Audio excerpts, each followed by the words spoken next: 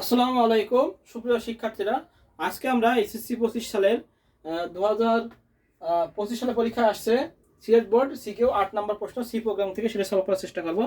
তো আমরা একটু প্রশ্নটা দেখে নিই কেমন প্রশ্ন ছিল। সবাই যাদের কাছে প্রশ্ন নেই তারা স্ক্রিনশট দিয়ে নিতে পারি। এই যে আমার কাছে প্রশ্ন।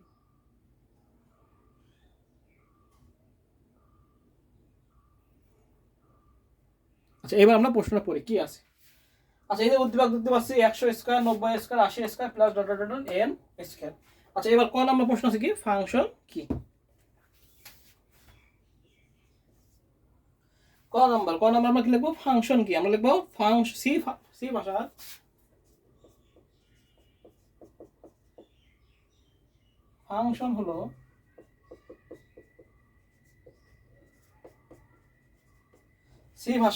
ফাংশন হলো একটি নামকৃত কোড ব্লক।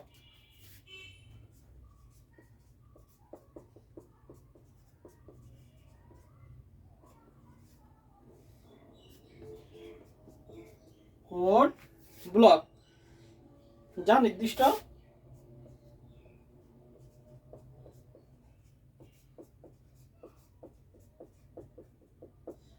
কি করে থাকে, নির্দিষ্ট কাজ করে থাকে, যা নির্দিষ্ট কাজ সম্পাদন করে থাকে।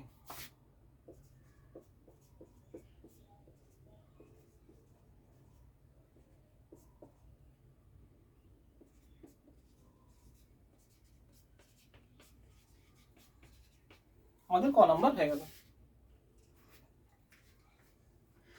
এবার খ নাম্বার কি বলেছে। খ নাম্বার বলেছে যে সি প্রোগ্রামে কখন রিটার্ন জিরো লিখতে হয়। আচ্ছা, রিটার্ন জিরো যখন লিখতে হয় তখন ইন্ট মেন থাকে। যখন রিটার্ন জিরো কোন সময় লিখতে হয়, রিটার্ন জিরো তখন লিখতে হয় যখন আমরা ইন্ট মেইন দিয়ে প্রোগ্রাম লেখা শুরু করি। এটা দ্বারা ইন্ট মেইন দ্বারা প্রোগ্রাম লেখা শুরু করি তখন কি হয়, রিটার্ন জিরো লিখতে হয়। তো আমরা সুন্দর করে এটা লিখবো, কিভাবে লিখবো, সি প্রোগ্রামে মেইন ফাংশনকে যদি ইন্ট মেইন নামে ডিক্লেয়ার করা হয় তাহলে প্রোগ্রামের শেষে রিটার্ন জিরো লিখতে হয়। কেননা কম্পাইল ধরে নেয় যে ফাংশনটির এক্সিকিউশন যখন শেষ হবে তখন সে একটি ইন্টিজার ভ্যালু রিটার্ন করবে। ফলে প্রোগ্রামের শেষে একটি ইন্টিজার ভ্যালু রিটার্ন করতে হয়। তাই প্রোগ্রামে মেইন ফাংশন শেষে রিটার্ন জিরো লেখা হয়। এটি ব্যবহার না করলে ফাংশন তার নিজের মতো একটি ভ্যালু রিটার্ন করতে পারে। বুঝা গেছে? তাহলে রিটার্ন জিরো কোন সময় দেওয়া হয়, যখন আমাদের ইন্ট মেইন দিতে হয় তখন। নাহলে কি করে, আমাদের একটা ইন্টিজার রিটার্ন করে, এই জন্য আমাদের কি বলতে হয়, রিটার্ন জিরো, অর্থাৎ জিরো রিটার্ন করো। বুঝা গেছে? ক্লিয়ার। আচ্ছা, এবার খ নাম্বার কি বলেছে, উদ্দীপকের ধারাটির সমষ্টি নির্ণয়ের জন্য অ্যালগরিদম তৈরি করা। আচ্ছা, এই যে ধারাটি দিচ্ছে এটার জন্য কি বলতেছে, অ্যালগরিদম তৈরি করতে। আমরা অ্যালগরিদম লিখি ধারাটির জন্য। তো আমরা লিখবো যে উদ্দীপকের ধারাটির অ্যালগরিদম নিচে দেওয়া হলো।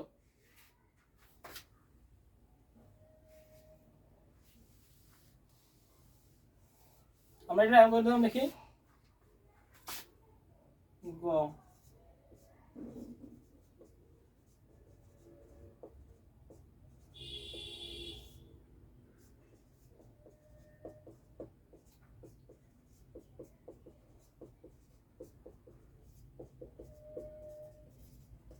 প্রোগ্রাম শুরু করলাম। ধাপ 2 কি করবো, ইনপুট হিসেবে যে এন স্কয়ার দিছে এর মান গুণ করবো।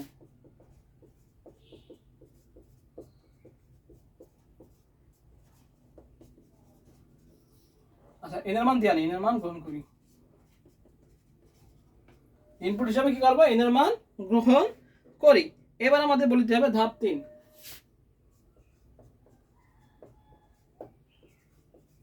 ধরি এর সমান সমান কি লিখতে হবে, 0। এর সমান সমান কি 0, সামে কি লিখতে হবে 0 এবং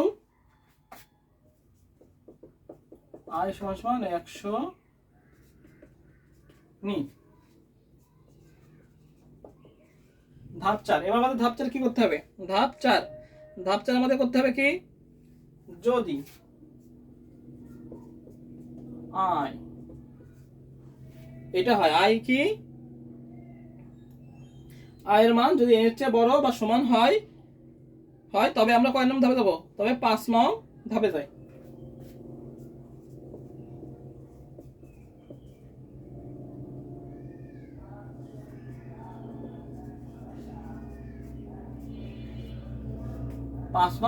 অন্যথায় 6 নং ধাপে যাই।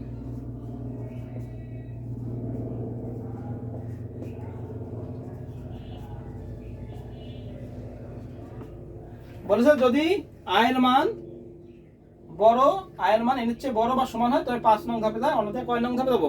অন্যথায় আমরা 6 নং ধাপে যাব।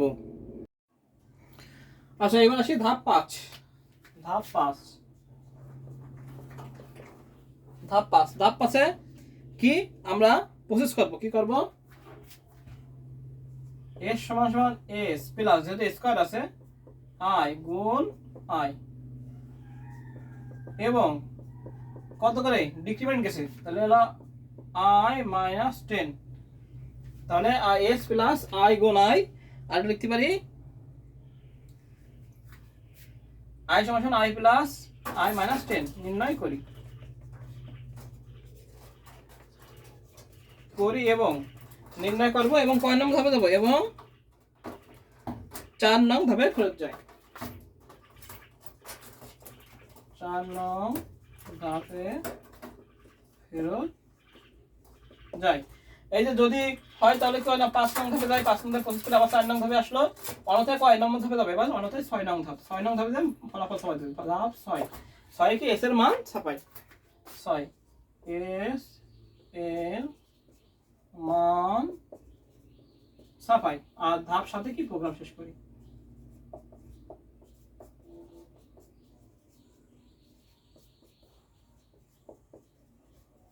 এই হলো প্রোগ্রাম শেষ, অ্যালগরিদম শেষ। আচ্ছা কি হলো আমাদের 100 স্কয়ার প্লাস 90 স্কয়ার, এখানে দেখতে পাচ্ছি 10 করে ডিক্রিমেন্ট গেছে, অর্থাৎ কমে গেছে। শুরু করলাম ইনপুট হিসেবে লাস্ট সংখ্যা দিলে এর মান নিলাম, s এর মান 0 এবং i এর মান কত? 100 থেকে শুরু হয়েছে। আচ্ছা যদি i এর মান কি n এর থেকে বড় বা সমান হয় তাহলে 5 নং ধাপে যায় s সমান সমান s প্লাস i গুণ i এবং i সমান সমান i মাইনাস 10 নির্ণয় করব এবং আবার 4 নং ধাপে যাব। যখনই i এর মানটা বড় হয়ে যাবে তখনই 6 নং ধাপে যায় s এর মানটা ছাপাবো এবং প্রোগ্রাম শেষ করে দেব। এই হলো আমাদের অ্যালগরিদম।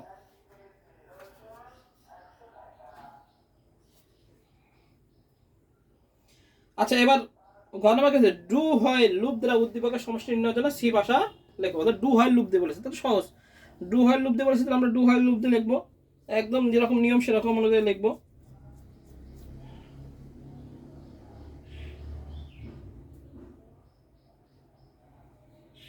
যেরকম অ্যালগরিদম করেছি সেরকম মানে প্রোগ্রাম করে দেবো।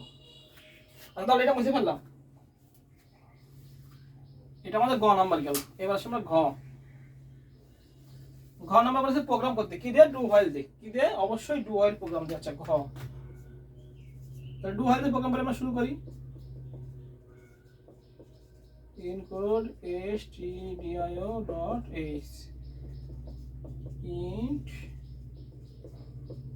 main, একদম কোন.h না দিয়ে এবার ইন্ট মেইন দিয়ে শুরু করলাম, একবার ডাইরেক্ট অ্যাকশন। তো এবার আমরা প্রথমে হলো ভেরিয়েবল ডিক্লেয়ার করতে হয়। ভেরিয়েবল ডিক্লেয়ার করে নিই ইন্ট, কি নেব? i এর মান কত থেকে শুরু হচ্ছে? 100 বলে দিই। i এর মান কত? আচ্ছা ফর লুপে তো, আচ্ছা i এর মান 100 বলে দেবো পরে। আচ্ছা ডু হোয়াইল লুপ, এটা কত কি দিয়ে করতেছি আমরা? Do while loop, do while loop দিয়ে,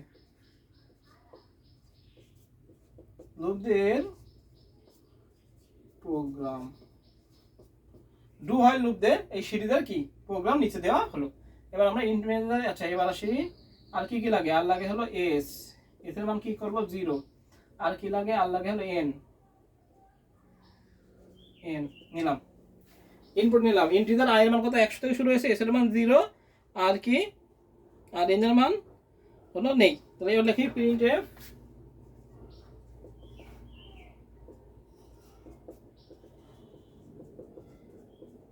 enter the value of n, এর মান চাপো।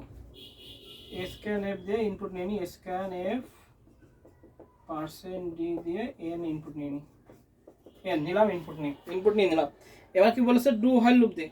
তাহলে এর মান বলে দিছি, আর এর মান তো বলেই দিছি, তাহলে আমাদের আর বলা লাগবে না। তাহলে আমরা শুধু করে দিই প্রথমে ডু হোয়াইল লুপ দিয়ে যদি বলেছে, শুধু প্রথমে কি হবে? ডু, ভিতরে ঢুকবে, প্রসেস হয় s সমান সমান s প্লাস i গুণ i, ডিক্রিমেন্ট হবে এবার i সমান সমান i মাইনাস 10 গেল। এবার আসে কন্ডিশন হোয়াইল, যখন কি হবে, ওই যে কন্ডিশন যেটা লিখছিলাম সেটা লিখে দেবো, এর মান n এর চেয়ে বড় যখন হবে তখন। প্রিন্ট এফ পার্সেন্ট ডি দিয়ে এস মান বেড়ে যাবে, রিটার্ন 0। শেষ। এই হলো আমাদের প্রোগ্রাম, রিটার্ন 0। এখানে একটা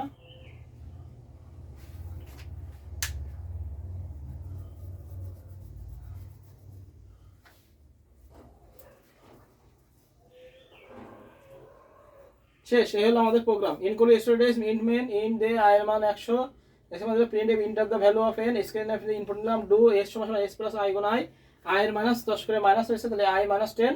যখন হোয়াইল কি এর মান বেশি বা বেশি থাকবে n এর থেকে, যখনই বেশি হয়ে যাবে এর মান বেশি হবে তখনই s এর মান বেড়ে যোগফল বের করে রিটার্ন 0 দিয়ে শেষ করে দেবে।